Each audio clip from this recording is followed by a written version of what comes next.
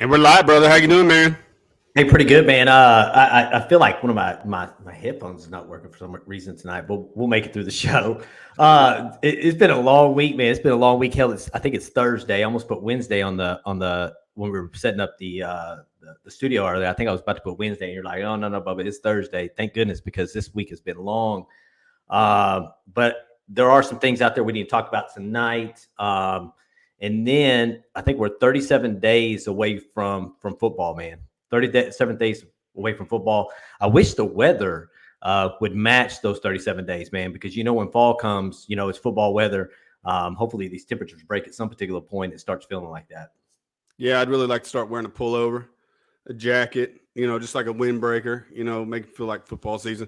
No, like you said, man, it's been a long week. Pushed out the Rod Baber show on Monday, had him on the show. We're going to need your help bringing the energy tonight. Like Clint said, it's been a long week for both of us, working pretty long days, pretty intense days, getting up early, staying late at work, but ready to talk about a pool party and a barbecue with these recruits coming down. Like you said, we'll talk about position battles that we foresee heading into the 2022 season, because we just finished watching a fireside chat with Chris Beard and Steve Sarkisian. Those guys are characters. If you guys haven't seen that, I know it's on YouTube. They got their feet in the pool, Big Bertha behind them, just cutting up like two ball coaches do. But very entertaining, very funny. Glad you guys joined us tonight. Bring that energy. Yeah. So the producer tried to get us to wear. I don't even know if Jeremy's got him. I think he told us in our group chat. He's swimming trunks. She was like, "Hey, why don't y'all wear swimming trunks and floaties?"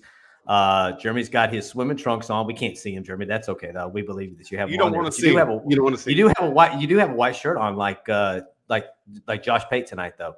I wear this. Is what I wear to the pool is swimming trunks and a white tee. It's easy to get around. But yeah, I have them on tonight.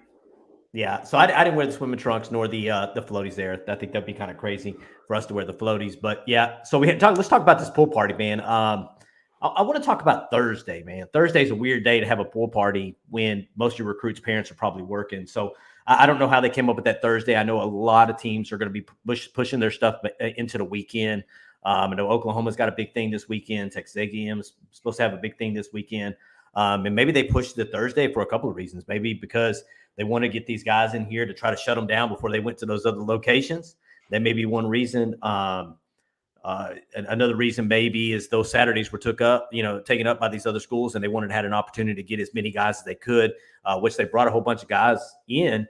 Arch Manning probably being the biggest one. Obviously, he visited today. I think that was maybe the other reason that they think Arch Manning was only going to be available on this Thursday. So to have him there with the already committed guys, with some uncommitted guys, we'll kind of see what goes on from it, and if the momentum continues to roll the way it has been rolling. Yeah, so we saw the list, and out of the 20 guys, I haven't counted them yet, but you got to feel that 15 of the committed guys showed up. Names like Jordan Matthews showed up. Marcus Deal, who's the 110th ranked player in the country, showed up out of Garland. But yeah, it was a good turnout for a Thursday, in my opinion. The two DeSoto guys, Trey Wisner and Jonte Cook are there.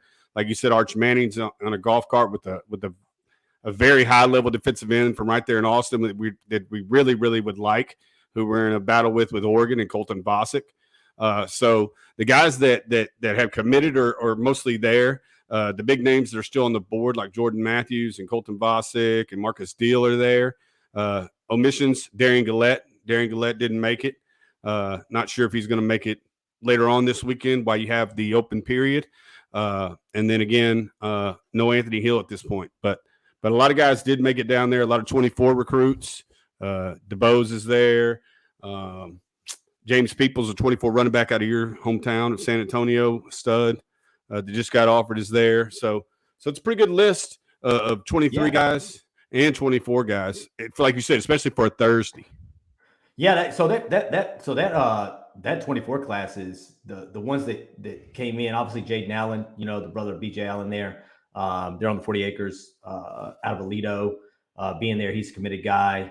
But yeah, Kobe Black, one of the top, defensive backs in the country. Deep. Yeah, there's that DB. I mean, the DB group that they brought in with Corey and Gibson out of Lancaster, and Leonard Moore, Round Rock. defensive backs that they brought in, and then obviously Decorian Moore, the wide receiver out of Duncanville, who is if you're playing at Duncanville at that age on their varsity team, you're definitely going to be receiving some offers. But it sounds like Arch Manning, and this may be not the end all of the list, but Arch Manning, Jonte Cooks, Adair Mitchell made his first visit, to the University of Texas after committing. Sounds like Samaje Burrell, Trey Wisner, Peyton Kirk, or I said Adair Mitchell.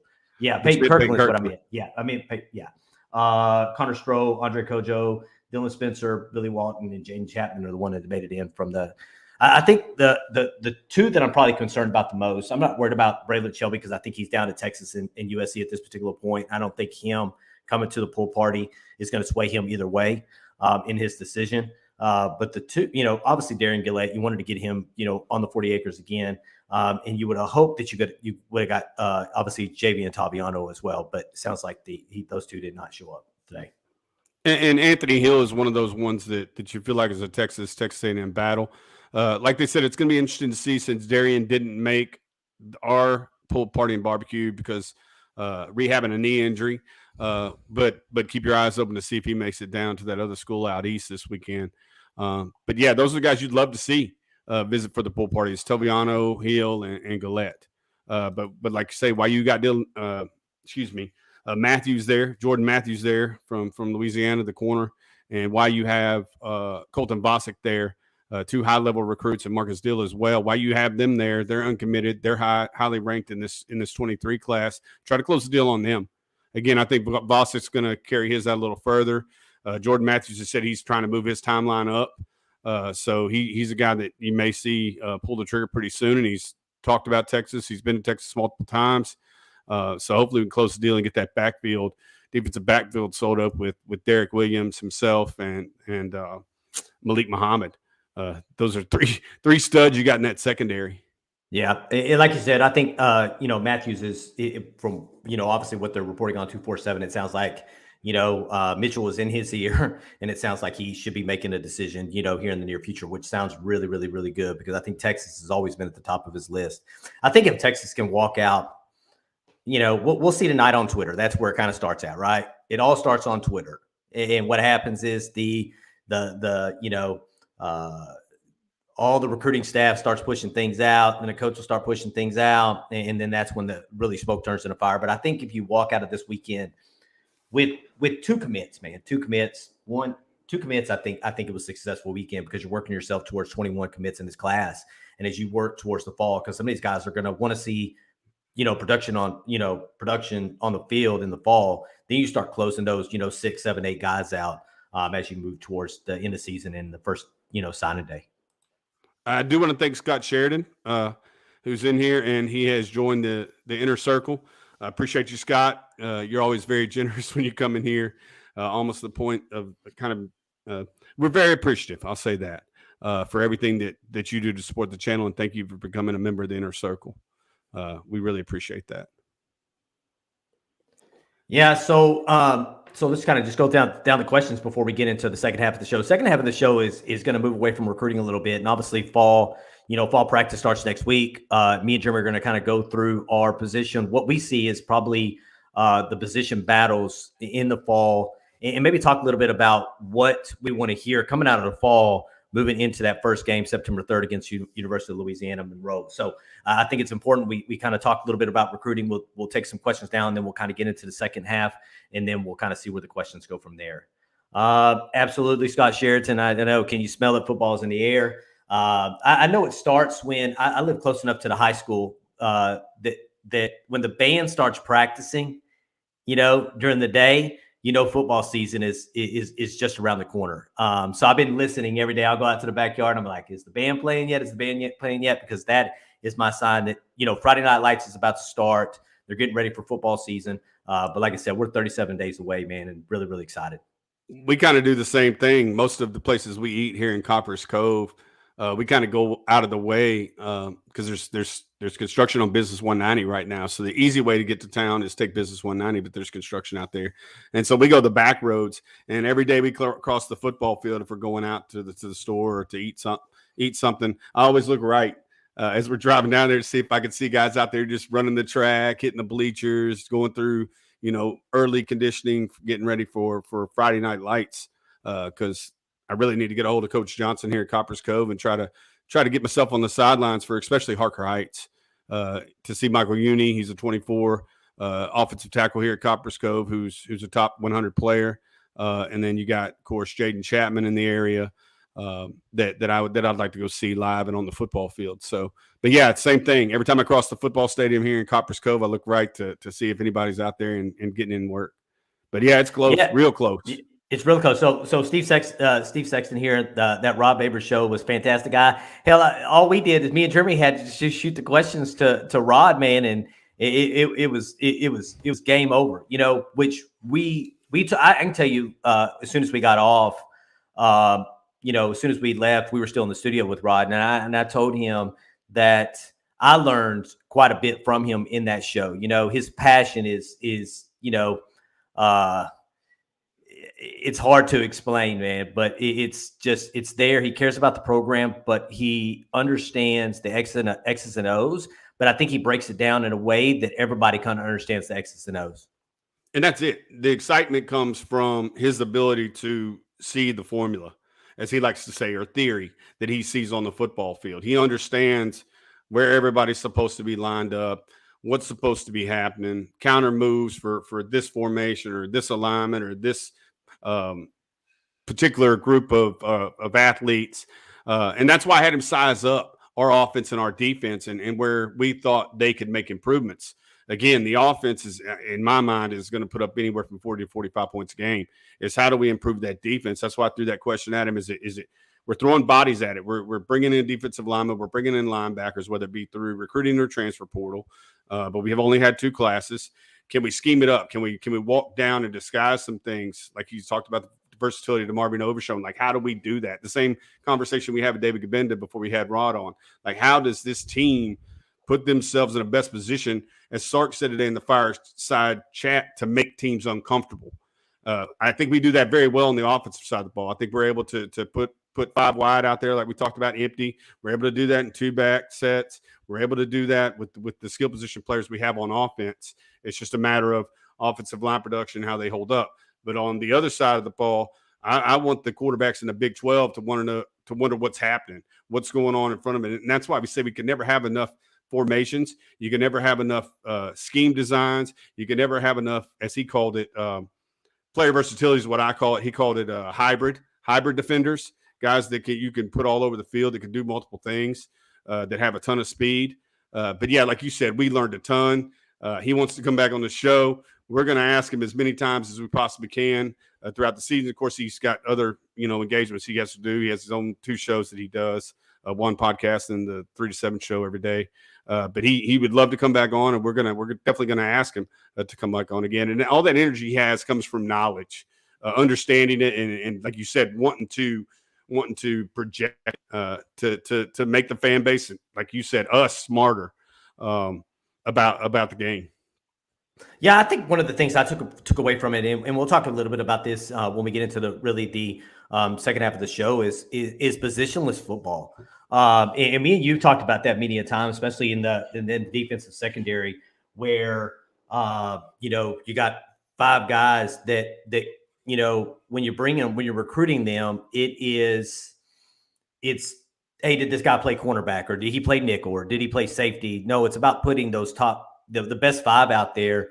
And it comes down to speed too. They want to make their defensive backfield a lot faster. And it comes down to that. And I think we've talked about that before, is that positionless football and how, Gundy has been able to do that at Oklahoma State. And I think that is where Gary Patterson is really going to make, give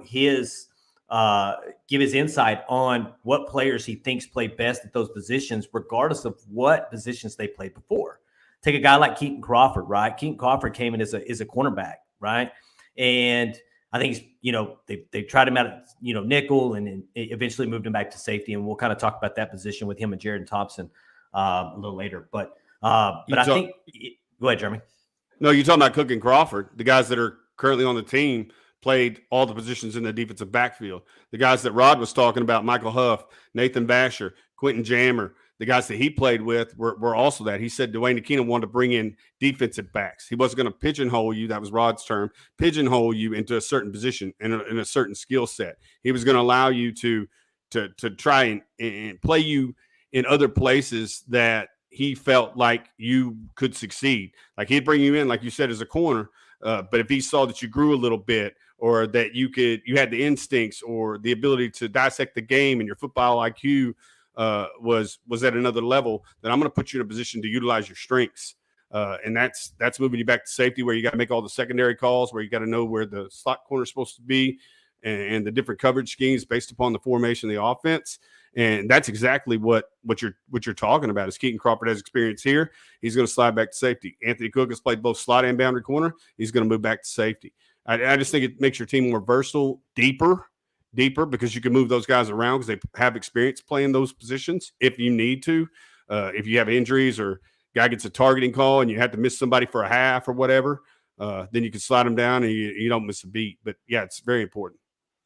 Yeah, so there's a couple of – I think another great point that he brought up was the fact that Blake Gideon was putting guys that went on to the NFL in their correct position. You know what I'm saying? And so Blake Gideon was one of those hires that Sark made that where you're like, he's done some coaching, special teams coaching in the SEC. He's done some other things. Obviously he's a young hire, but I think people take for granted how smart of a football player he is, and if he's able to do what he did, obviously with that high level of talent that he was playing with, and doing it at an early age. And 𝗟𝗏𝗡𝗏, just like Rod said, that 𝗟𝗏𝗡𝗏 wouldn't have started that guy. He wouldn't have started him if he wasn't smart enough to understand what those schemes were and be able to provide that knowledge. And now as a defensive back coach and a safeties coach at the University of Texas, that tells you how smart he is. And now he needs to really Cook and those other guys to be able to understand what he sees on the football field. It helps you make as up a player and a deficits. coach.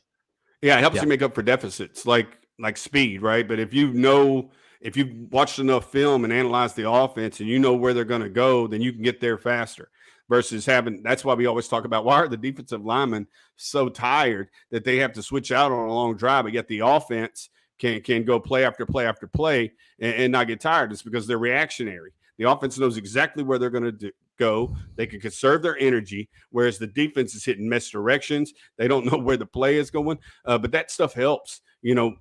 Like you said, he was talking about Kyler Murray this week having to have 4 hours of game film in his contract in order for him to do his job. That had to be negotiated in his contract. But if you're a guy who studies film and has that ability to, like I said, to understand what the offense is trying to do to you, that makes you 10 times better or 10 times faster. There's not a whole lot of reaction. You know exactly where the play is going. You know exactly where you need to be. You know exactly what your responsibilities are, and you dictate that as part of the defensive game plan. But by the way, he had to have an emergency press conference today to explain that film watching in his contract, which I think is ridiculous. I probably would have just kept quiet. You know what I'm saying? Like, if I have to explain why I'm having to watch 4 hours of film and why it's put in my contract, I probably wouldn't say anything at all. So and that's it. You got to love football, and like Josh Pate says, there is no off season for guys like us who cover the sport, and mostly for media members, really. But you got to love the game. You got to put in your work in the off season, where it's just like you said, if it's a couple hours of film on, self scouting, understanding what you do well, understanding what you need to work on, understanding what your teammates need to work on, or studying the game plan of Kansas State or University of Louisiana Monroe, know what sets they are, know the players that they have, understand their strengths and weaknesses. It just prepares you and makes you that much more better of a football player. Because like you said, if you're one that can understand your responsibilities, but then can coach your teammates that may be younger, maybe a freshman, maybe a sophomore, because this team is awfully young. So we need to take advantage of the experience that we have in upperclassmen who understand the game, who played this is their second year in Pete Witkowski's system on the defensive side and Steve Sarkisian's offense. If you can do that away from the football field, away from the coaches, when you have dedicated time, that just makes your football team that much better. So got a couple of new members here, man. Our man Tracy Williams, who we're pretty close with, became a member. I know that it's difficult for Tracy to get on here some nights because he's out there officiating, and he will he'll shoot a message out here before the end of the show asking if anybody's interested in officiating, and if so, please obviously get a hold of Tracy, let him know, and he'll definitely help you out, man. I know they're hurting for officials right now, and I think if they're hurting for officials, it's more games that he definitely has to officiate. So if you're definitely interested in officiating, get with Tracy Williams there. And then we got J-Bo 7997 as a member as well. That membership is growing, man. That membership is growing. And you're talking about Rod Babers. That's one of those things, as a member, we're trying to get, other guests on, in a smaller format, so that we can try to, do a face-to-face. If it's too large for a face-to-face, at least minimize, when we bring them on, so that everybody can ask the questions that they have for Rod, and other guests as well. So we definitely appreciate each and every one of you that have definitely hit that join button on our show over the last couple of weeks. Definitely the demographic that we're still trying to get to. We've had recruits on, we've had recruiting analysts on, we have former players like Derek Johnson, Rod Babers, who are still, supporting the team in their own way. Derek Johnson with the NIL stuff, Rod Babers, he covers them every day. Still a part of the program. The piece that I'm still looking to get a hold of, if you guys can help out, is coaching. We'd like to, of course, we had Zach Collins, the line trainer for DJ Campbell, Andre Kojo, and Trevor Gooseby. We had him on a couple of weeks ago to explain offensive line techniques, but really coaching. And then I'd like to get probably Scott Hudson on here to talk about what it is like to be a parent of a D1 football player. And then again, we're still trying to work with the communications department there at the University of Texas to try to eventually get players who are currently on the team on our show. But still got to work out some things with them in order to meet the requirements that they have in order for us to have them on. But still would like to just to create versatility, as much versatility as we can in the show, to bring different perspectives, but all tied into Texas football. Richard McCleary says, I remember a few years ago running into Jason Washington at the airport. He was surprised someone recognized him and told me he was just getting back from a visit from visiting and recruiting Keaton. So funny story about Jason Washington. I live in San Antonio. And this is where he is from, and this is where he lived at. Obviously he's in Mississippi now. And I'm not sure if he was driving to and from Austin every day, but I actually ran into Jason Washington at the movie theaters here in San Antonio one time. And I was actually wearing a Longhorn shirt. And I think he looked just as he was confused because somebody recognized him as well, But I told my wife that's defensive backs coach for the University of Texas, and he had his family, so I didn't want to waste too much of his time. I kind of just threw him a quick hook him. But yeah, I ran into Jason Washington one time here in San Antonio, and he looked confused as well, But what we got here? So Candace threw up a suggestion. Bonnie Thompson, the mother of Brendan Thompson. If you can make that work, Candace, it'd be great to have her on the show in the near future. We'd love that. What else we got here? When are we going to have a barbecue and pool party? Laugh out loud. That's a good question, man. Tracy, I know you're coming to San Antonio, I think at the beginning of August. You can definitely swing by the house. I have a pool here. Me and you drink a couple of cocktails and talk ball. And I think Jeremy's going to be living in San Antonio. He'll be living with me for about, a couple of months starting in September as well. So yeah, hopefully it's not as hot in September and we can go ahead and close the pool. That would be my that's what I want to do. So it's too hot, man. It's too hot. It's almost too hot to want to be. It's almost too hot to want to actually go outside and be in the pool. I want hoodie weather, man. Like fall, from growing up, fall is my favorite time of the year. Like I start smelling the pumpkin spice candles or the apple crisp candles and step outside. I don't want to be freezing now. I'm a 50 to 70 guy. I like lows in the 50s and highs in the 70s. And just like I said, there's like a little hoodie on because like I said, that tells me it's football weather. I get outside more. I cook more. Find my way on the deck. Like you said, just hanging out. outside because it's too doggone hot right now. I think it's when I go to work at 5 o'clock in the morning, I think it's somewhere between 77 and 83 degrees every morning. So you get out and it's hot. Let's talk about this real quick because, again, all the hype is really revolved about, on Quinn Ewers. Obviously, the Hudson Card position battle, and we'll talk about that here in a few minutes. And then you have Arch Manning. You kind of skip someone in Malik Murphy, and Worthen mentioned that Malik is looking the DBs off so well that the receivers do not know where the ball is going. And I think Malik was one of the top quarterbacks in the 2000, what are we talking about? 21 class, 2021, 2021 class. And he was one of the top guys to the Elite 11. And I think before we start, obviously Arch Manning, Arch Madness, him bringing a whole bunch of recruits in, I think we have to stop and say, hey, you know what happens to Malik Murphy in this situation? And I think that when you're talking about Quinn Ewers, if he takes the job this year, Hudson Card's more than likely going to go somewhere else. It's just kind of the way the cookie's going to crumble. Malik Murphy's going to become your second. You're probably your second guy in. Malik Murphy is one of those guys that Steve Sarkisian thinks that he can obviously, bring in for 1 year and then send him off to the NFL draft or NFL. And I think that as well. So a lot of people are like, what's going to happen with Quinn Ewers and Arch Manning? I'm thinking what's going to happen with Malik Murphy and Arch Manning. Because I think by his third year in this system will be Arch Manning's second year in this system.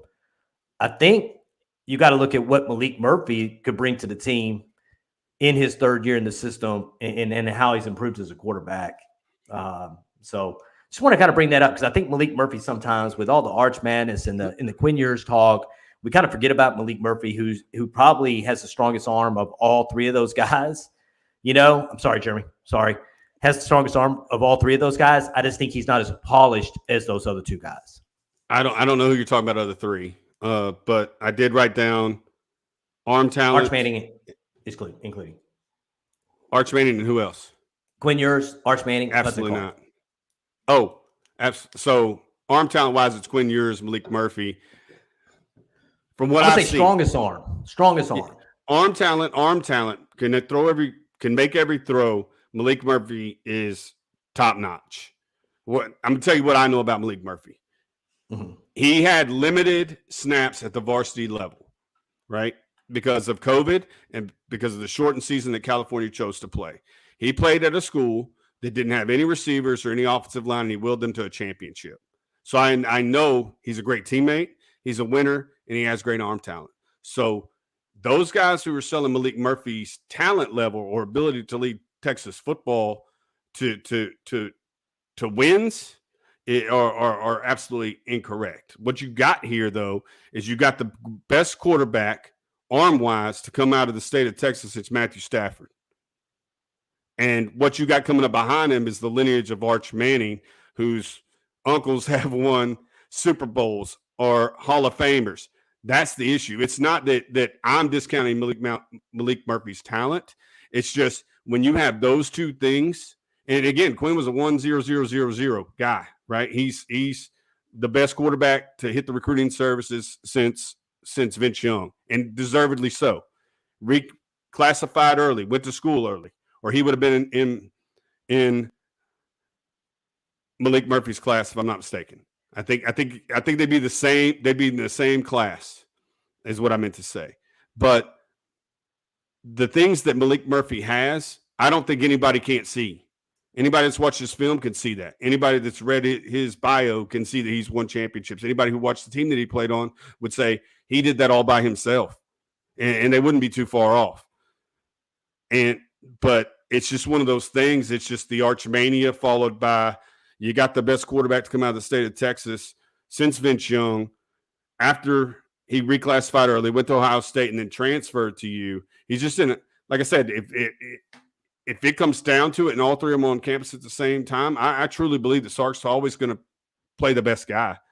That's why I think Quinn Ewers, and we'll talk about this in a minute, has to start game one. And I've been asked, why would they slow? And Rod said the same thing. There's no use to sit on, the guy that can make all the throws. Again, I equate it to this. If I'm in a close game in the fourth quarter, which we were in every game last year, minus Iowa State and Arkansas, I know that if I need a throw to be made, that Quinn Ewers can make that throw. That he can find Xavier Worthy or Jordan Whittington or Isaiah Nair, and he just needs that much room. I don't know that Hudson Card could do that. And that's his potential, his upside, his ceiling is what would have me starting him against Louisiana Monroe and would continue to start him throughout the season. But I don't think it's selling Malik Murphy short. I just think it's just circumstance of what you brought in and then what's coming in behind you. Yep. Well said, man. Well said. Perfect. Let's talk about 30 minutes into the show. You want to start the second half of the show? We want to talk about these position battles a little bit. Sure. So first one, obviously, is the big one. Okay, you want to talk about this real quick? No. I'm just throwing up somebody's comment that had, the same thing to say is he's going to be special. Like, I believe he's going to be a great college quarterback. He's going to get a lot of wins in college. He is probably going to be a professional. He's 6'6". He can make every throw. He like I said, he is a talent.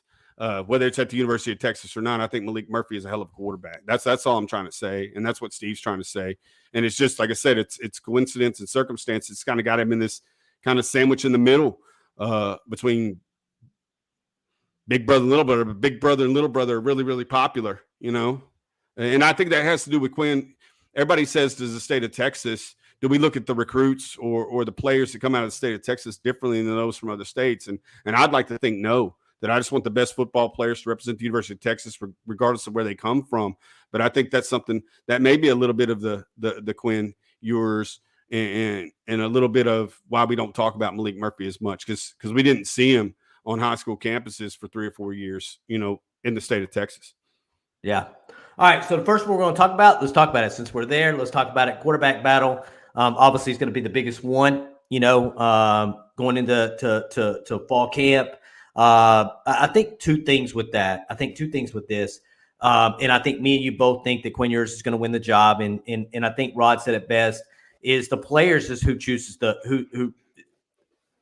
So popular vote. So it's popular vote, right? It's done by a popular vote. College. But I think, so I think Steve Sarkisian, I think he feels comfortable now being able to watch these guys through the summer, and he understands currently where they're at.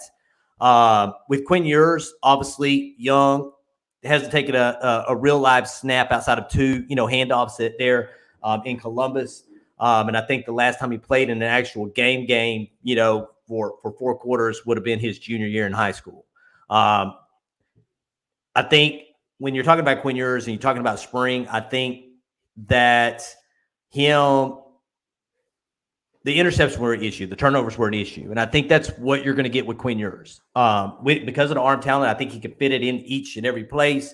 I think he's going to make those freshman mistakes. But I also believe the way that Jeremy does is that it'd be crazy to slow roll this guy into a season. And say, okay, after we're going to play Hudson Card for 2 games because we don't want Quinn Ewers to play against Alabama. All right, let's wait and let's put Quinn Ewers in game 3 against UTSA and then let us take him into the Big 12 championship. I think that you start him against University of Louisiana Monroe. You let him play in a game that's probably going to have a wide margin, and then you bring Hudson Card in at the end of the game, and then hopefully Malik Murphy can get snaps after that against that team.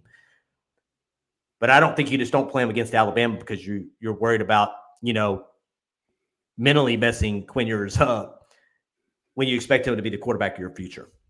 And I think the interception talk, right? So I think he can make every throw, right? From hash mark to hash mark. Every throw in the route tree, Quinn Ewers can make.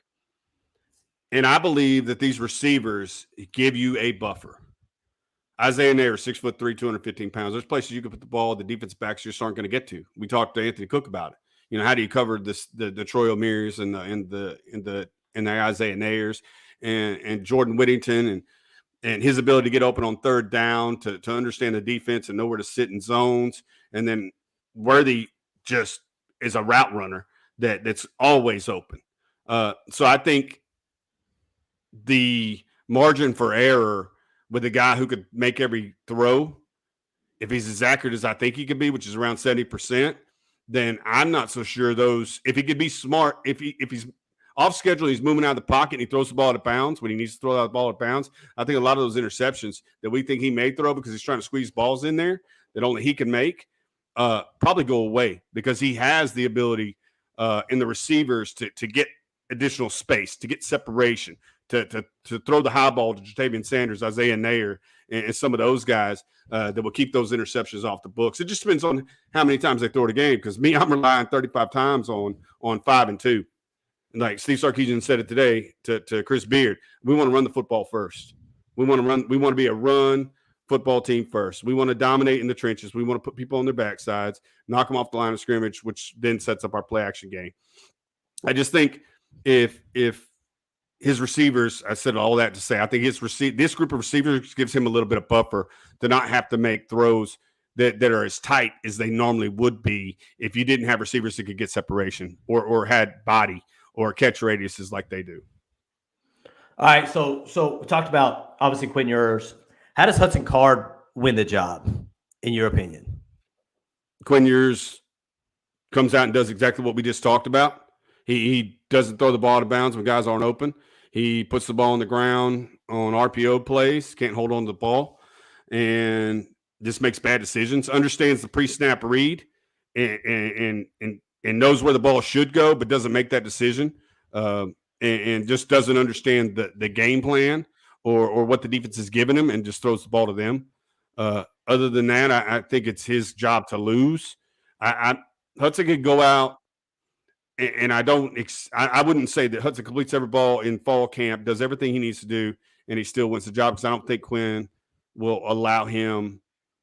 Hudson could compete, but I don't think there's going to be that much slippage where Quinn you don't decide to put Quinn out there again because of the ceiling that he has, the abilities that he has. Yeah, because I think if we were looking for a dual threat quarterback and a guy who could move. And that was a part of Steve Sarkisian's offense was a running quarterback, then Hudson would have a decent shot of winning this job, because Steve Sarkisian doesn't want that out of his quarterbacks. He wants somebody to stand in the pocket and deliver the ball to where it's supposed to based upon his pre-snap reads. Then I think that gives Quinn the upper edge in competing for this job. Steve Sexton here. Card starts if he loses those happy feet in the pocket and has better play recognition. I think I'm with Jeremy. I think it's Quinn's job to lose at this particular point more than it is Hudson's job to win. I think that's the way you got to look at it. And I think just from a pure talent standpoint and what he can give you in the pass game and what Steve Sarkisian wants is somebody to make a quick decision, get the ball out of their hands, get it to the receivers. I think it's Quinn Ewers' job to lose. Hudson, really not Hudson Card's job to win when you look at it. And even if they were even, like you said, it's the popularity. Like Rod said the other day, the coaches want to go a certain way. The players want this job to go to a certain person. What you can't have is division in the locker room. So if you start seeing, like you said, that popular vote in this thing, the popular vote matters, right? Yeah, you have to go with who the team trusts. Because if there's division in the team about who's number one, then like he talked about the Applewhite Sims, and he was there and playing during that, it just doesn't go well when you have one group of players who are siding with this guy, and that's the only position there's really one. In a receiver, everybody gets a chance to play. At defensive tackle, you're rotating guys out. Linebacker, same thing. Defensive backs, you got 4, 5, or 6, depending upon your nickel or dime or base. Everybody gets a chance to play, so there's not that much riding on it. And again, it's the most popular and most important position on the field. And that's why I think Steve Sarkisian knows he has to make that decision. He has to make that decision early so that the team can align behind that one guy. And I think they've already have done that. And he sees the writing on the wall just like the fan base does. And that's the way we're going to go. Yeah, I think he'll name a starter within the first 2 weeks of fall camp. I think you see one scrimmage. Based on that scrimmage, you look at another one after that second scrimmage. I think you name a starter and you start preparing that starter for the first game and for those other games moving forward. What I want them to do is both compete and play very well. That's what I want, because if circumstance happens and you pick a starter and like I said, something happens, You want the team to have confidence in that guy that's backing them up, to where if they have to come in the game, there's trust, there's support, and the team doesn't miss a beat, because again, this offense has the potential to do something great. And I think they would still perform. We saw that last year. It didn't matter if Casey Thompson or Hudson Card was in the game. They produced to a tune of 44 points when they won and 26 when they didn't. And so I think, like I said, I want them both to play well, make it tough on Sark. But I ultimately think it's going to end up with Quinn Ewers being the starting quarterback against ULM and throughout the season. All right, so we got 6 positions. We'll go offense, defense, offense, defense. You good with that? Offense, defense, Offense, defense. Okay, so the next one we're going to talk about is nose tackle. All right, 𝗟𝗜𝗓 𝗦𝗧𝗏, 12 games, 389 snaps, had a Pro Football Focus grade of 62. Then you have, who would have been a true freshman last year, in our guy, Byron Murphy, 12 games, 298 snaps, with a Pro Football Focus grade of 73.3. To me, this is one of the most important position battles to come out of fall this year. And the reason I say that is because you had no interior rush last year. We go back and look at games, look at the interior, and we weren't getting pushed. We weren't tackling well. And the way that people talk about Byron Murphy, and to include Steve Sarkisian, I think Byron Murphy has an opportunity to take that number 1 spot from 𝗟𝗓𝗏 𝗦𝗧𝗏 this year. He grades better. He probably there's a reason why they call him Baby Aaron Donald. He can push the pocket. He's fat. He's quick. He can get through gaps. That's why Rod said we need to put guys in gaps instead of head up, because a guy like Byron Murphy could take advantage of that. I just don't know that this coaching staff will unseat a 5th-year senior. That the players are and the coaches are saying is much improved. Lord knows, like I said, about 6 months ago when he decided to come back, talking about 𝗟𝗓𝗏 𝗦𝗧𝗏, I wasn't too excited about it. I thought this team probably would get better if he moved on, but everything I'm hearing, Candace is she likes him a lot. So I don't want to be disrespectful to a young man. But I do need to see him step up his game. I don't know if they're going to start him game 1, but I wouldn't take too much of the same thing that I saw last year. Meaning that if teams run the football on us and it's a clear, we're not pushing the pocket from up the middle where it needs to be, then we got to make a change. But I just don't see him unseating him coming out of fall camp. Although, because they're really different positions. Like 𝗟𝗓𝗏 𝗦𝗧𝗏 is a nose. I think that Byron is a 3. They would probably do better playing beside each other than one replacing the other. I really see, like I said, Byron is a 3. I want him over the guard tackle combo. I want him, slicing inside, whereas I want Big 99 to be right there over the center and squeezing down and holding up and keeping those guards off of my linebackers. Stuff I talked to David Gabin about. I was like, who's the guy? And that's what he said about Byron Murphy. Byron keeps me safe. Byron will lock up and he will keep me safe. He allows me to do my job. But I would like them playing side by side than to replace each other.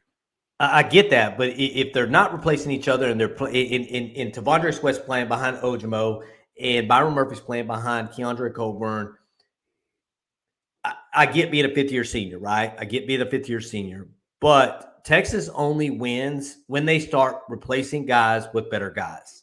And if the defensive tackle position and the nose tackle, defensive tackle, there's going to be a lot of rotation there, right? But you're looking at a difference between 100 snaps between what Coburn took last year and what Byron Murphy took last year. Those 100 snaps could be impactful snaps. You know what I'm saying? Versus being unimpactful snaps. I guess if you're asking me what I think the coaches are going to do, I think the coaches will play 𝗟𝗓𝗏 𝗦𝗧𝗏. They'll start him. If you're asking me who I think is the better football player and who gives you to play the best on the defensive line, it would be going forward. It would be number 90, Byron Murphy. But is a position battle if they're not playing the same position. Because in my mind, they don't play the same position. One's a 3 and one's a 1. It's just how Bo Davis sees it. But do I think that Byron Murphy has the potential to make more plays than 𝗟𝗜𝗏 𝗦𝗧 to help your team win? Absolutely. But do I think that he's going to roll out there as the starting 1 in game 1? I'd be surprised if he was. All right. Okay. All right. Let's move on to. But we have a whole show talking defensive linemen later on the show. Yeah, later on the show. Later on, I think in a couple of weeks, probably next week, we'll probably do defensive line. We got tight ends up next. And then because I think we're going to wait on offensive line, we're probably going to wait on quarterback a little bit, and then we're probably going to move over to offensive line next time. Crunch time. Cody's got it right. So again, starters go out there, play 1, right? And they might be starters on the depth chart that gets released on Tuesdays, but it depends on what formation the offense breaks the huddle from the sideline on the football field that dictates who's truly going to be out there. But so that's why I talk about, who gives me the best chance to make plays that can affect my football team to help me win games. And I think that's Byron Murphy versus who's written on this depth chart that's issued out on week 2. Because we know coaches play games with that as well. Sometimes they don't tell you exactly, play their hand.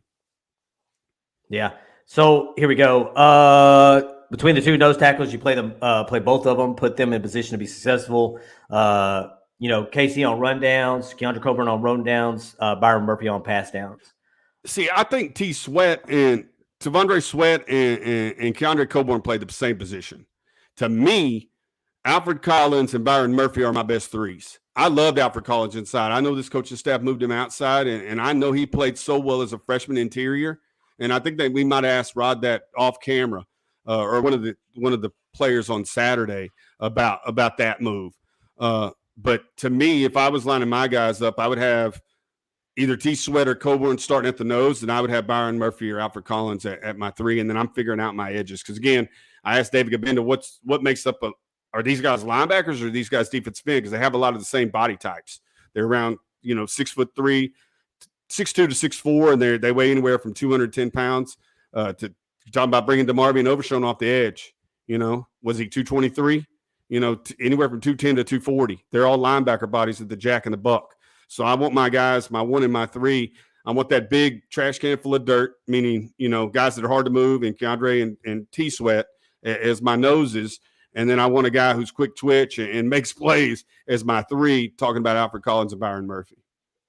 Yeah, so, Deji Dog here, 31, agree about Coburn and Murphy playing together. I'm not a believer of the 3-3-5 system. I think you put Collins inside as well. We need disruptors, man. Bottom line is we need disruptors on the defensive line. And you're going to see a lot of maybe starting out 3-3-5, and then all of a sudden you adjust to a 4-man front. So I think you have an opportunity to play these guys. I think it comes down to understanding that just because you're a 5th-year senior, you've been on the team for 4 years. If you got a guy that comes in as a sophomore, if you got a guy that comes in like a true freshman, as in Justice Finkley, God, that guy's huge, by the way. Me and Jeremy seen him up close and personal at an event last week. He's big, man. He is huge. That you get disruptors regardless of how long they've been in the program. You can't continue to do that. Sarkisian said that. He said the best players will play regardless of classification. If that is true, then again, you're talking about 100 less snaps. I got to go back and watch. I know he's productive. I know he was disrupted, Byron Murphy. But I just don't know that they'll start him. And again, starting doesn't mean much to me. Again, I want the guys like that gentleman said a minute ago. I want the guys who we trust to play in the 3rd and 4th quarter when you got a 7-point game. That's who I'm paying attention to. That's who I want, out there. Like I said, whoever's name is written on a depth chart on Tuesday that walks out there, because again, it's going to be dictated by the offense, what alignment you line up in anyway. But I'm just excited. I'm excited, and we're 37 days away. We're talking some serious ball tonight, and like I said, we have position previews on every facet of the game, and that's the one I cannot wait to do is get. Because, again, offensive line sitting out there, we're still skeptical about putting that one out. tight ends, quarterbacks is probably going to be the last one we release. But I'm ready to get to the defense. I'm ready to start talking these linebackers and these defensive linemen and what they can bring to this football team, because that's where we have to improve. 100%. That's where we have to improve. Man, we got some viewers tonight, man. 125 people watching tonight. Please hit that like button. And then we're going to move on to please hit that like button. If you have not subscribed, please hit that subscribe button. We'd greatly appreciate it. All right, let's move on to probably one that's going to stir the pot again. You ready for this? We're going to start with offensive guard. We'll do offensive guard and offensive tackle together, and then we'll start. And then we'll do inside linebackers and safety. Okay.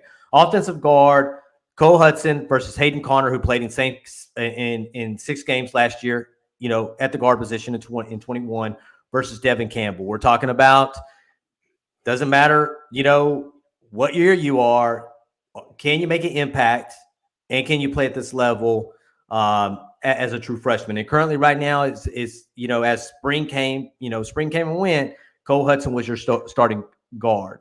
Do you see that changing by the end of the fall? Cole Hudson, starting guard, spring game.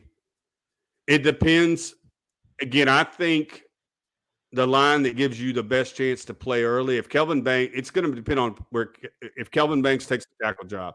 If Kelvin Banks takes a tackle job, I think Hayden Connor slides inside. I see somebody just made a comment that he needs to be right tackle, and I love Hayden Connor. Love his tenacity. Same way I like Cole Hudson. True freshman, early enrollee, gets a start in the spring game and dominates on a couple of plays, like pancakes, like he was doing in high school. Like knocks somebody in the ground and then runs over them. And then you got an All-American and DJ Campbell. It's splitting hairs here. Like I want the best 5 guys to play, and I think they're versatile enough. I think this group is versatile enough, especially if a guy like Kelvin Banks comes in and takes that tackle job to slide Hayden Connor inside, make him a guard. You're talking about a guy who's a 5th-year senior who has a job, Junior 𝗟𝗓𝗓, right? If Hayden Connor and Cole Hudson and Devin Campbell are better than Junior 𝗟𝗓𝗓, you going to move him out? That's experience. Christian Jones, same way. If one of these, you put the best 5 out there. You put the best 5 out there. So that's what I'm saying. You got a guy like Christian Jones who started but didn't grade real well last year. If these 2 tackles come in, whatever they decide to do with Devin Campbell, I think he's going interior. But if you decide to leave Hayden Connor out there on the outside, to me, these guys are all very good. And what the freshmen allow you to do is 5 returners and 7 freshmen. They come in, they perform, then you just start moving everybody around. You move them around early. You identify it early. And Kyle Flood is probably the best to do this, is to identify those 5, figure out who they are, figure out if they have the ability to play that position that makes that unit better, and he just starts, just going at it, because that's what you need. Like position, like right guard versus. No, I think this whole line could get blown up, depending upon how these freshmen perform. So that's just my take, because if a guy's playing, again, Hayden Connor has versatility, Cole Hudson has versatility, DJ Campbell has versatility, can play inside or outside. They've all done it. I think this whole line could get blown up. So, because if I take one of those 3 that you just talked about and they don't start, I could very easily see them starting another position on the line. Because I think the only folks' job that's truly solidified at this point is Jake Majors. I think everybody else's job is up. Nobody played well enough last year that started to make me feel like they're a shoe-in to start game 1 against ULM. I think this thing has potential to, like whatever Phil Steele said or Athlon said, it may be the same group of guys, but everybody can be in different positions from what these prognosticators think, depending upon performance in the fall. That tells you 2 things: that your offensive line played terrible last year, and you brought good enough guys in this last recruiting class to replace them. So obviously the trajectory is going up. And that's what he said. He said that's what the whole starting, the best players will play was talking about the offensive line. He said, I want these guys, these incoming freshmen, to play so well that they force these upperclassmen to raise their game to keep their job. But that's what should have been happening all along. You shouldn't have to bring a 5-star top 10 player in the country and Kelvin Banks to campus for somebody to play hard to keep their job.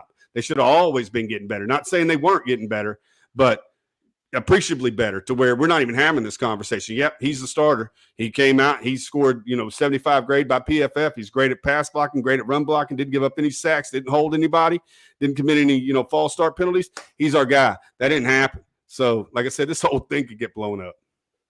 All right, moving to offensive tackle. We kind of covered the line here, but what is the offensive tackle? Andre 𝗟𝗓 versus Hayden Conner. Andre 𝗟𝗓, 11 games, 272 snaps. PFF grade 62.6. Hayden Conner, 6 games at guard versus Kelvin Banks. And I can tell you, again, we went to an event the other night. We talked to one of the early enrollees that were there, and we asked them about the other offensive lineman, and this guy looked at us dead in the face, and he said, Kelvin Banks is the real deal. He said he's seen him play before. He's been on the same football field before, but Kelvin Banks is the real deal. I'm going to say it right now. Kelvin Banks is your starting left tackle at the beginning of the season. It's blown up. He's your starting left tackle at the beginning of the season, and I think all these other moving pieces that you see, Andre 𝗟𝗓 and Hayden Conner, are going to move somewhere else on the line, because I can tell you, I would bet some pretty good money on it that Kelvin Banks is probably going to be your left tackle at the beginning of the season. And he looks good. I seen him today in a picture on Instagram in his shorts at left tackle, that number 78, and he looks like a left tackle. But he's not blown up. Does that make sense? He looks the size of a left tackle that can move and protect a quarterback's blind side. That's Devon Campbell. That's all these guys. None of them have belly. They're huge, but none of them look out of shape. They all have, the ability to run. Like, they're all athletes, and that's specifically what Kyle Flood is going for. We talked about the big man basketball team, and I didn't know if you were going to tell the second part of the Kelvin Banks story, because his eyes blew up. Like you said, of course, we asked him how his experience was going since he got there, and he was telling us, and Clint asked him, Tell me what you think about your, the class of linemen that came in with you. And that's 100%. I thought Clint was going to say Kelvin Banks is the real deal. And then, like Clint said, he said, I thought he was something special when I saw him play. But now that I'm around him every day, he is something really, really special. So, again, you got guys in his class who grew up with him, who know him, who's saying he's the thing. And if he could start at left tackle, that's going to blow up this thing, which I believe is going to happen. I think you're going to have 2 freshmen, whether it's Cole Hudson, DJ Campbell, or Kelvin Banks starting game 1. I think it's going to be two freshmen and probably 3 of the older guys. We'll just see who. And I think Jake Majors is going to keep his job. I just don't think anybody's cross training at center that could take his job. Again, we met with Logan Parr, another guy who was at the event. I don't think he's pushing Jake Majors for that job. I think he's the only one really training there, getting serious snaps there. So I think Jake Majors' job is safe. But those 2 guards and those 2 tackles, once these freshmen come on and start doing their thing, it could go anywhere. And I'm excited to cover it. I'm going to tell you, I was excited when I heard that on Saturday night. I told Jeremy when we left out of there, I was like, at all the conversations we had, you remember that one.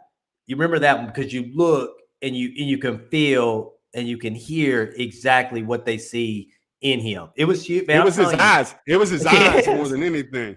Not what he said, but how he said it. It was the way he said it. He's like, no, he is the real deal. So we got something good in 78. I think we got something really good in 52. I think you saw in the spring game, got something really good at 54. I think, 76 is really developed. Hayden Conner, like I said, he's been on the show. We're some of his biggest fans. Really didn't, he was kind of like the whole Shamar Turner, Byron Murphy thing with him and Foster, his teammate down there at Katy. He was kind of like, the toss in with this other stud offensive lineman. But I am so happy about Hayden Conner and how he's grown and watch him develop over the last couple of years. And somebody said it. Will Jake Majors keep his job next year? This line is going to be so good so fast that you might see a guy like Hayden Conner slide down to center. I mean, he'd be awfully big to get there, but I've seen Kyle Flood do it before. Talked to Connor Robertson. He's training as a center. We talked to him last year, and he played tackle at Westlake, but it was always the thought that he was going to slide inside and play center. There's truth to that. He's done that. So there's no telling because I think any of these guys that they bring in are athletic enough to go across these positions. And guys we haven't even talked about, like Malik Agbo. Like I said, when I wrote the offensive lineman preview, the accolades that he has, that Neto Umeozulu has, that Cameron Williams with his body, you know, like the 7 guys that are coming in are legitimate and could do. Now, some of them I think are slower probably to they're going to spend some time with them before they put them out there. Absolutely. But all 7 of these guys should get significant time before they leave the 40 acres because they're studs. Cam Williams was playing at right guard on the same line where Kelvin Banks was playing at left tackle today in that picture. That's what I'm saying. That's a big right guard. 56 is a big dude. I always say, see, and people, I don't want to toot my own horn, but similar to how me and Rob were talking about JT Sanders the other day, and he brought it on the air. I didn't, about how he could have started as a defensive end probably this year, and probably could have got a lot of play last year if he chose to do that, is the same way I felt about Cam Williams. Like, I always felt like you push him inside like they did Neal for Alabama. I'm sorry, Deontay Brown for Alabama. He's 365 pounds, and he just lays on people, right? You're not penetrating that. But everybody's like, no, he's a tackle. He's a tackle. I really feel like Texas is going to have him at guard. He's going to remain there, and he's going to thrive as a guard. Yeah. All right, move on to defense side of the ball here. We're going to talk inside linebackers. Obviously, we had conversation with David Benda this last weekend. 9 games, 198 snaps versus Diamante Tucker, Dorsey, James Madison. Very productive, very, very productive at the FCS level. 116 total tackles, 9 tackles for loss, and then 2 sacks. And the reason we're talking about this one is when they decide they're going to spin DeMarvion Overshown down to the edge, who's going to take that inside linebacker position? And I think that position battle is going to be really between David Benda and Diamante Tucker Dorsey for that position. Yeah, I think if it's a 4-2-5 with linebackers on the field, I think DTD Tucker Dorsey's probably going to get the nod. If it's 3 down line, because if it's 3 linebackers, of course, because you got to factor in Jalen Ford. I think he's the second guy. That's definitely gonna play a significant amount. Probably you call him the second linebacker on the team. But as much production as Dorsey has had, again at the FCS level, they would have brought him in here if they didn't think he could play. Yeah, and it wasn't just 100-something tackles; it was 100-something tackles. This many tackles for loss, this many picks, this many forced fumbles, this many fumble recoveries. Like, he's around the ball making plays. I think it was five interceptions, 2 or 3 forced fumbles. I think 2 or 3, fumble recoveries, a couple of sacks. Like, he was all over the football field making all kinds of plays as a linebacker. David Benda was an All-American, Under Armour All-American again. Like you said, we talked to him for about 30 minutes the other day, and really, really, really good kid. Shared with us everything. We told him, hey, you don't have to tell us, certain things. He's like, no, I'm an open book. What do you want to know? So I'm cheering for David Benda. I think you'll get a lot of snaps. I watched him and Jalen Ford kind of hold it down against Kansas State in the last game of the year last year, and played very well. Him and Jalen Ford did. So, but I just think they're probably going to get an equal number of snaps. I think this linebacker core is going to come in and out. But who do I think is probably going to make the biggest impact this year is probably DTD. Okay. All right. Moving on to safety. Obviously, Jared Thompson played there last year, 12 games, 566 snaps. Plays well in moments, but then loses focus in others. But one thing about Jared Thompson, he's one of those guys that's always been around the ball. Look at Jared Thompson. It's funny because David Benda was telling us on that catch by Jatavian Sanders in the spring game. Benda let him get to the inside, and he said Jared Thompson saved him by obviously with that strip fumble on the end zone. So Jared Thompson has a tendency to make plays around the ball, but I think loses focus sometimes. Right now, they have Keaton Crawford, 3 games, 27 snaps last year, as the starter on that defensive side of the ball. And I think it comes back down to positionless football, getting the best guys, the best 5 guys out there on the field, regardless of what they played before. And I know Keaton Crawford has played nickel, like you talked about earlier, nickel, corner, and now safety. which gives these guys an opportunity to be able to move around and know other positions outside of the current position they're playing. Yeah, when Jared Thompson made his debut against Kansas State and picked off a pass, we thought he was the second coming to Earl Thomas. Yeah. Like, he was a dude from East Texas who made play after play after play as a true freshman. I think they think Keaton Crawford can cover better. I think that's where you're going with the positionless football type talk. Because like they're saying, and I agree, and you said it too, Jared Thompson has the ability to make plays, splash plays, but inconsistency in coverage. I think they think Keaton Crawford's a better cover guy. I think they think they could spin Keaton Crawford down in the slot a little bit easier. I think, like you said, his experience at cornerback gives them more versatility in the back end. So, yeah, it's going to be a hell of a battle. But like you said, you'd like to see Jaron Thompson be what he was his freshman year and maybe take another step forward, like somebody said down here in the comments, and make that tough. But I think that's what would make the coaching staff lean more towards Crawford than Thompson is his position versatility, his ability to cover. Because Rod said that all these defensive backs have to have the ability to cover. They have to be able to, because he said we didn't have anybody. We didn't have anybody that could truly rush the passer, and there was no defensive backs that the coaches truly trusted to be able to cover one-on-one. So hopefully, like I said, with his insertion, with Jahdae Barron's insertion, with Ryan Watson's insertion, hopefully you could find somebody too, because we were feeling, not to be, talking about Darian Dunn, but you basically filled your third cornerback slot with the transfer from McNeese State, who was productive at McNeese State. But you got to see more out of the guys that we brought in. You shouldn't be bringing transfers into DBU. You should be able to recruit that position and trust those guys to cover. So I just think for that particular battle, it's coverage skills.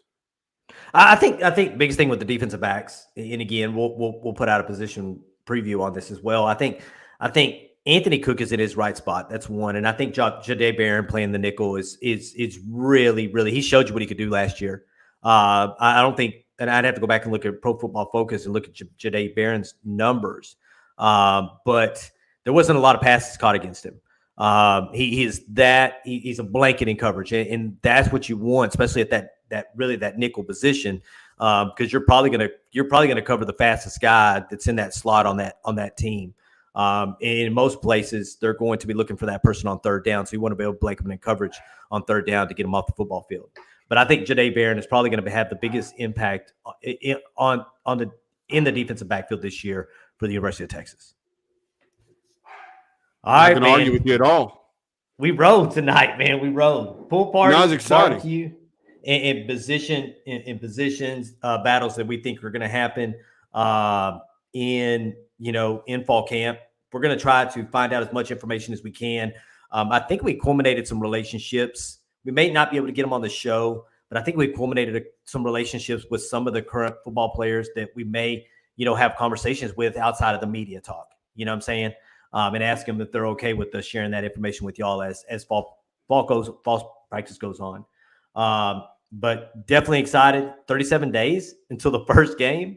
It's right around the corner. I think August 4th. I think August 3rd, August 4th is when the fall starts. So definitely excited about that. Hopefully we get a recruit or two out of this Thursday pool party moving forward. Love to keep the momentum going in recruiting, but we're really going away from recruiting now, man, into really football focused material. So got anything to add? No. It's a great show. It didn't have the energy of Rod Babers tonight. Hopefully we brought it tonight. Again, there was a good crowd. Wasn't real sure about a Thursday night. We generally don't run on Thursday nights, but have a show on Saturday, talking more recruiting, what comes out of the pool party. Hopefully we get to talk about a couple of commits. And then, like Clint said, fall ball starts next week. So maybe we'll talk about a couple more positions that are up for grabs or more analysis on the team. Probably drop one of these position previews later on in the week. Not really sure. But thanks so much for joining us again. If you haven't joined the Inner Circle, we got 3 new members tonight. Glad they're part of the family. Again, bringing more stuff to that as the fall season begins. Please like the channel. It's like I said, I don't know not smart enough to know how the YouTube algorithm works, but understand that if you guys hit the like button, then it moves up on the pecking order. And so more folks who don't know about Texas Football Talk have the opportunity to watch us and join the family as well. And if you haven't subscribed, we'd love to have you be a subscriber to Texas Football Talk. It just lets us know that we continue to get support for the channel as we move into the 2023 season. But I thank you very much for joining us again. Still trying to churn out as much content as we can, although we had a very, very, very, very, very, very busy week, just like you guys did, I'm sure. But appreciate it very much. Yeah, I just want to thank real quick before we get off here. I want to thank Scott Sheridan for the $10 super chat. Absolutely. There. I think my computer's been acting crazy. I apologize for that tonight. I tried to grab it and it won't grab for whatever reason. But you could, there you go. Thank you, Jeremy. Thank you. But all right, we're going to say goodnight to this one. I probably shouldn't say that, but hey, y'all have a wonderful rest of your week. I think we're doing a show on Saturday. Will be our next show, so be on the lookout for that. You can find us at on Facebook at Texas Football Talk. You can find us on Instagram at Texas Football Talk and on Twitter at Texas Football Talk. Y'all have a wonderful night and hook 'em. Hook 'em.